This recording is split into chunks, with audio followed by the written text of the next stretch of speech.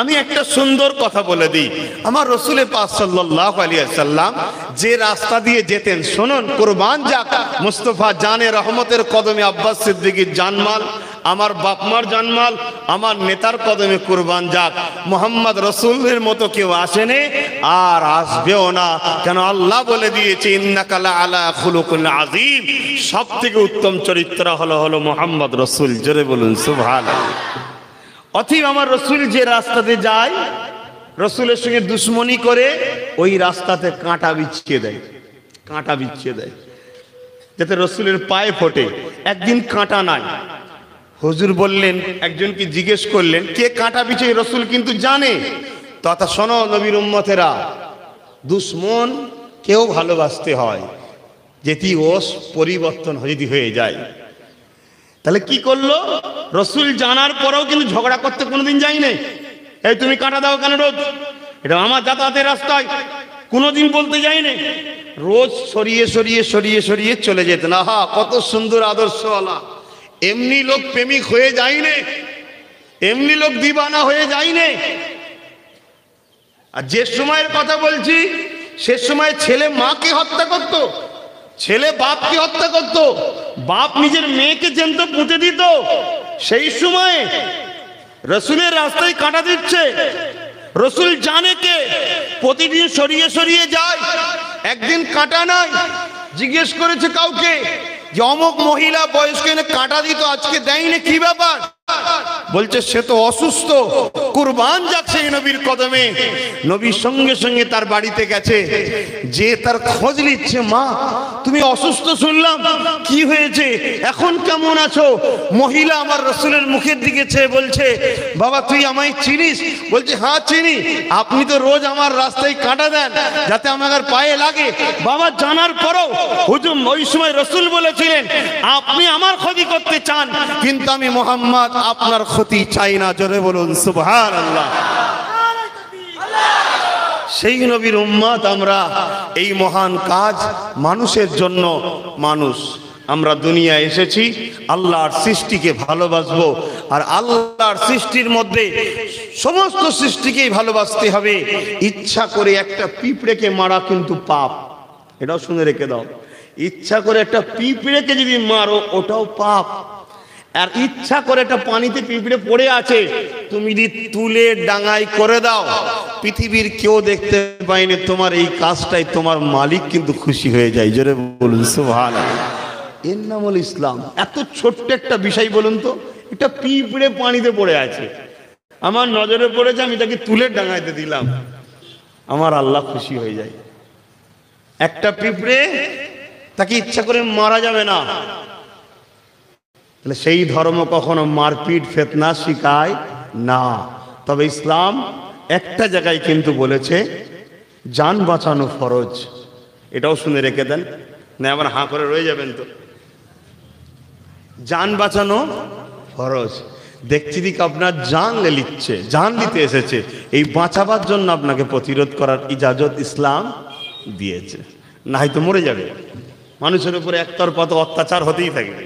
আর দেশের সংবিধানও আপনাকে দিয়েছে তো কি, আপনি কাউকে জুলুম করবেন না।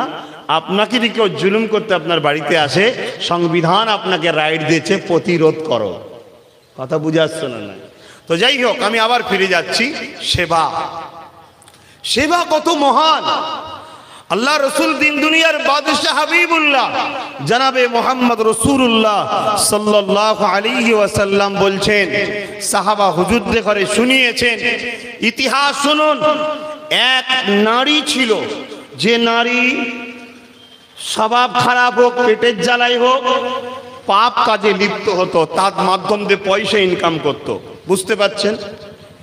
একদিন ও নোংরা জায়গা থেকে ঘরে ফিরছে, এমন সময় দেখছে একটা কুয়াতে পাশে একটা অবালা পশু, কিছু কিছু রয়াতে কুকুর আছে, যাই হোক পশু কুয়ার দিকে পড়ছে, জিভটা বার করে হাঁপাচ্ছে।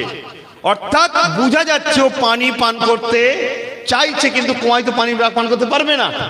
তাই ওই নোংরা মহিলাটার দিলে আঘাত লাগলো। শোনো আমার যুবকরা, আমরা অনেক গুনাহ করেছি, কিন্তু জিন্দেগিতে কোনো একটা জায়গায় কোনো একটা মোড়ে দেখবে তোমার কাছে এরকম সুযোগ এসে যাবে, কোন সৃষ্টি মানুষই হয়তো কোনো বিপদে তোমার কাছে এসে গেল, তাকে একটু বুক ভরা ভালোবাসা দিয়ে দেবে।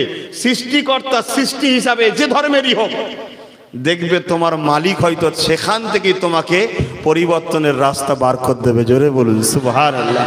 তো ওই সময়তে ওই মহিলা কি করলো, ওই অবলা পশুটাকে পানি পান করানোর জন্য পায়ে যে মোজা পড়ে, ওই মোজায় দেখবেন পানি অনেক ধরে, ওটাকে খুললো। আর আগেকার সময়ে চামড়ার সিস্টেম ছিল যার মধ্যে পানিও থাকবে, এখনো অনেক জায়গায় পাওয়া যায়, কথা বুঝে আসছে। ওইটায় ডুবিয়ে পানি তুলে ওই কুকুরটাকে পান করিয়েছিল, ওই পশুটাকে পান করিয়েছিল। মহান স্রষ্টার এই কাজ পছন্দ হয়ে ওর জীবনের সমস্ত গুনাহ মাফ করে ওকে মহান স্রষ্টা ভালো রাস্তায় পরিচালনা করে দিয়েছিল। জোরে বলুন সুবহানাল্লাহ। তাহলে এইরকম একটা সেবার কাজ, মহান কাজ, মানবতাই সব থেকে মহান জিনিস।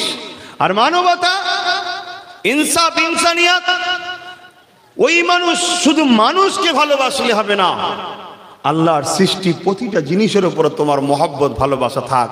তাই আমাদের উচিত, যেমন ব্লাড অর্পণ শিবির করেছেন, আমি চাইবো আহলে সুন্নাত ওয়াল জামাতের ছেলেরা বছরে বিভিন্ন জায়গায় একটা করে কর্মসূচি বর্ষায় রাখবে, গাছ লাগাও। কেন এই গাছ মানুষের যেমন উপকার করে, জীবজন্তুরও উপকার করে। অতএব এই একটা গাছ এবং ফলেরও গাছ লাগাও, ওই ফল পাখি পক্ষীরা খাবে, পশুরা খাবে, ওটা একটা মহান সওয়াবের কাজ।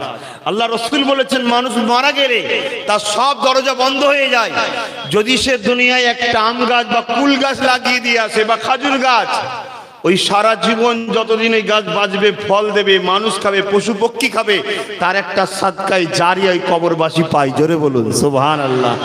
কিন্তু আমরা তো দুঃখের বিষয়, মাফ করবেন আমি কাউকে ছোট করছি না, পেটের জ্বালা। অনেকে দেখবেন, আমি দেখেছি, মানে একটা যদি ছোট ফলও কেউ খেয়ে ফেলে তার সঙ্গে ঝগড়া পর্যন্ত লেগে যায়। কি এগুলো করবেন না। তাকে আরো ভালোবাসায় খুশি করে দিন, দিয়ে বলবেন যে চুরি করো না, চুরি করা পাপ, তোমার যদি মন যায় আমার কাছে আসবে, আমি দেবো, দুটো দাও। ও খুশি হলো, একটা পাপ কাজ থেকে তাকে বাঁচালে তুমি সওয়াব, ও সব পাপ কাজ থেকে বাঁচলো। আর দান করলে বাড়ে না কমে, আরো বাড়বে। বলুন সুবহানাল্লাহ। আল্লাহ আমাদেরকে তৌফিক দেন বুঝার। তবে বিদায় নিবার আগে আর একটা কথা ভাবাচ্ছি, পৃথিবীতে তো অনেক জিনিস, অনেক কিছু তৈরি হচ্ছে, আহা, রক্ত তৈরি করে কেউ দেখাতে পারছে না, ওটা কার ইশারায় হয়? অটোমেটিক তৈরি হয়, ঠিক না বেঠিক গো? অটোমেটিক শরীরের মধ্যে তৈরি হয়। সেই নিয়ামত আমার আল্লাহ দিয়েছে। আল্লাহ যেন কখনো আমাদের ঘরে রক্তের ঘাটতি যেন না দেয়।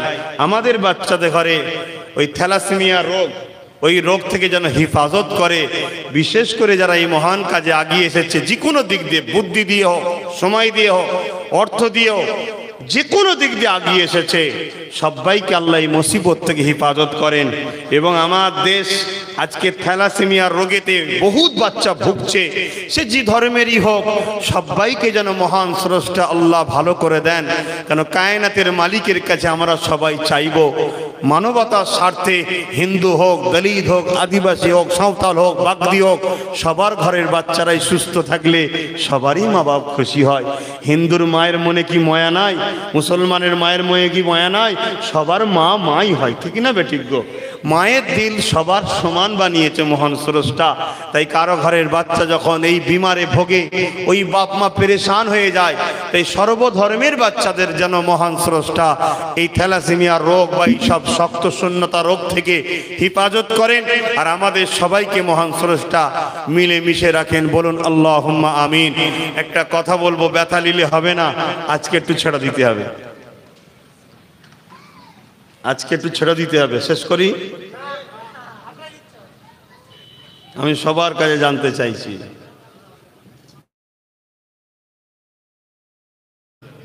কি বলছেন আপনারা? আমি দোয়া করে দিই। আলহামদুলিল্লাহ, ওইটাই হলো কথা, যারা আপনার ইচ্ছা, ওইটাই হলো কথা।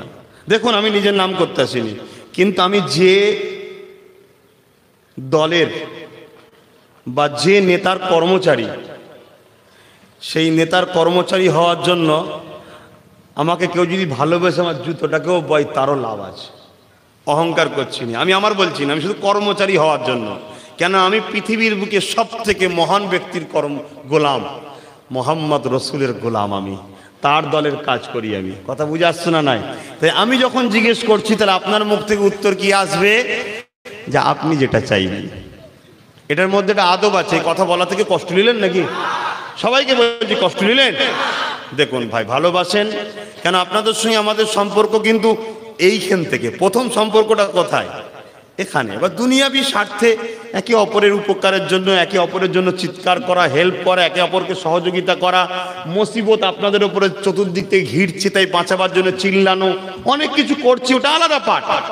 ওটা কারো পছন্দ হতে পারে, আমার আওয়াজ কারো আওয়াজ পছন্দ না হতে পারে, কিন্তু প্রত্যেকটা কলেমা পড়া ইমানদার মুসলমানের সঙ্গে আমার এইখানে সম্পর্ক। কেন? আমরা একসাথে জান্নাতে থাকবো। জোরে বলুন সুবহানাল্লাহ। আরো জোরে বলেন, আরো দিল খুলে বলেন। যারা জান্নাতি ইমানদার তারা বলুন, জোরে বলুন সুবহানাল্লাহ। নারে দিবেন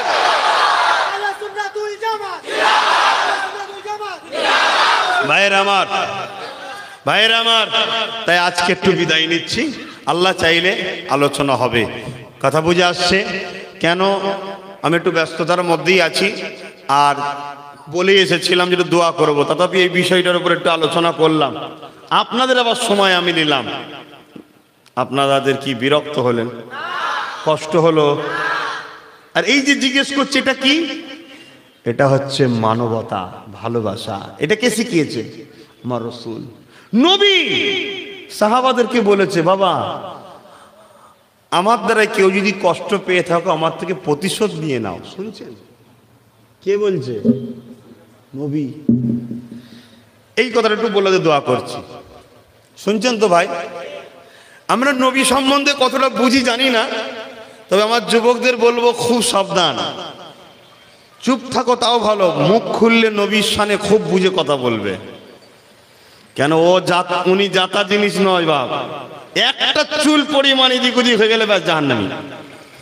নামাজ, রোজা, হজ, যাকাত অনেক পাপ হয়েছে, মাপের রাস্তা আছে, কিন্তু গোস্তাগে রসুল এক চুল পরিমাণ নাজাত আর নাই।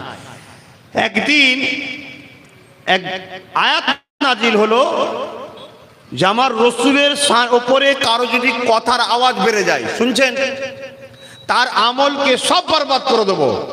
আর রসুল বলছে, আকীদা বলছে, নীতি বলছে, অমুসলিম অর্থাৎ যার ঈমান নেই সে ছাড়া কারো আমল কখনো সব বরবাদ হয় না। কথা বুঝে আসছে? যে ভুলটা হয় তার জন্য গুনাহ হয়, কিন্তু একটা ভুলের জন্য একটা আমল বরবাদ হয় না। এটা উসুল। তার মানে এখানে বোঝাচ্ছে যদি নবীর আওয়াজের উপরে কারো আওয়াজ যায়, আল্লাহ তাকে ইসলাম থেকে বাদ দিয়ে দেয়। একটা সাহাবীর ভাষা ছিল একটু জোরে। সমাজে অনেক লোক আছে দেখবেন না, কথা এমনি নর্মাল কথা বলে, এর মধ্যে ঝগড়া করছে, আছে না? নাই। তোর জবানের আওয়াজটাই ছিল জোরে। তা উনি এই আয়াতটা নাজিল হওয়ার পরেই ঘরে গিয়ে দরজা দিয়ে 3 দিন একভাবে বাইরে হয়নি, কাঁদছে। না জানি আমার আওয়াজ তো জোরে, হয়তো আওয়াজ উঠে গেছে, আমি বরবাদ হয়ে গেছি, বা আমি রসুলের কাছে যাই আবার যদি কথা বলতে যাই জোরে আওয়াজ হয়ে যাই, বরবাদ হয়ে যাবো। রসুল একদিন বললি, অমুক আসে না কেন? সাহাবা পাঠিয়েছে, সাহাবারাদের ব্যাপারটা সব বলল। শুনে রসুলকে এসে বললেন, আল্লাহ রসুল পাক সাল্লাল্লাহু আলাইহি সাল্লাম এই কথাটা শোনার পরে আমার আল্লাহ রসুল তাকে বলে দিলেন, যাও আমার ওই সাহাবীকে বলো, আল্লাহ অন্তর দেখে। কি দেখে? অন্তর দেখে। কেউ যদি ইচ্ছা করে না করে, তার জন্য মাফ আল্লাহর দরবারে আছে। জোরে বলুন সুবহানাল্লাহ। কথা কিছু বুঝলেন? সেই নবী যার কথার উপরে জোরে কথা বললে ইসলাম থেকে বেরিয়ে যাবে, সেই নবী সাহাবাদেরকে বলছে যে আমার ব্যবহার আখলাকে কারো যদি কষ্ট হয়ে থাকে তার প্রতিশোধটা নিয়ে নাও। তাহলে সেই নবীর গোলাম এসে আজ যদি আপনাদেরকে বলি ভাই আমার কথাবার্তা ব্যবহার আখলাকি অনেক সময় দুনিয়াবি ক্ষেত্রে কথা বলতে গিয়ে রাগ হয়ে যায়, জোরে বলে ফেলি, বকে ফেলি বা কিছু সময় নিয়ে ফেলি। এতে যদি কেউ কষ্ট পাও আল্লাহর রাস্তায় মাফ করে দাও, এ কথা বলা কি আমার ইজ্জত চলে গেল? এটা তো মানবতার পরিচয়। তাই আপনাদেরকে বললাম, কিছুটা সময় নিলাম, কিছুটা বলতে আধ ঘন্টা হয়ে গেছে। ভালো জিনিস তাড়াতাড়ি খেলে বোঝা যায়নি কখন খেলাম বল দিকে। আর যে টেস্ট যদি তরকারি না হয় বা কোনো খাদ্যের, সে যেন নাপতে চায়নি, শেষ হতে চায়নি। কি হ্যাঁ, অনেক জায়গায় তো যায়, কি করবে, না গেও তো উপায় নেই, ধরে বেঁধে ঠেলে ঠুলে নিয়ে যায়, কখন শেষ হবে বল দেখিনি, বকেই যাচ্ছে, এর কথা কেউ শোনেও নি। এরম জায়গা আছে না? নাই, বেচারি নাচারে যেতে হয়, কি করবে, সব বুঝি রে বাবা, সব বুঝি। তা আসুন একটু সালাম দিয়ে এলি, ইয়া নবী সালাম